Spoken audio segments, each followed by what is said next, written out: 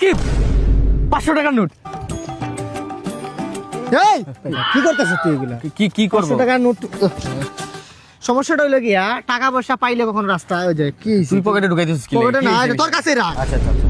500 টাকাটা যদি তুই হাতে নিলি, এই বেটা এদিকে টাকা, বল। এই 500 টাকা হাতে নেওয়ার কোনো রাইট আছে আমাদের? না না, রাইট নেই। এটা কার হইতে পারে টাকাটা কত তুই?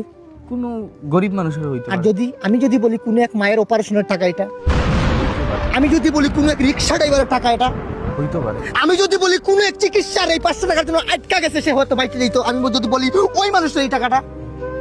হইতো পারে। আমরা স্কুলে যে কি শিক্ষা নিছিলাম? কি শিক্ষা নিছিলাম? কি শিক্ষা নিছিলাম? যে রাস্তায় কোনো কিছু পাইলে যেন স্কুল বাদ দে, মা বাবার উপর আর কোনো শিক্ষা আছে? না, না, আর কি। মা বাবা কি শিখাইছে? শিখাইছে যে রাস্তাঘাটে মানে কিছু যদি পাই আমরা তাইলে হাতে নিব না আর কি। তবে একটা উপায় আছে। আমি এই জায়গায় যদি রাখুস কোনো চুটবাট পাড়া এসে যদি নিয়ে জায়গা তখন কি করবি? Exactly right. এটা আমার মনে হয় কোনো ভিক্ষুকরে দিলে।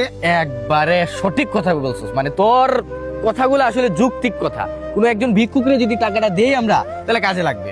চলো চল ভাই, আল্লাহর রাস্তায় কিছু দেন না ভাই। তুমি কি গরিব? ভাই গরিব মানে পুরা গরিব তুমি কি ভাত পাও না? না, সম্ভবই না।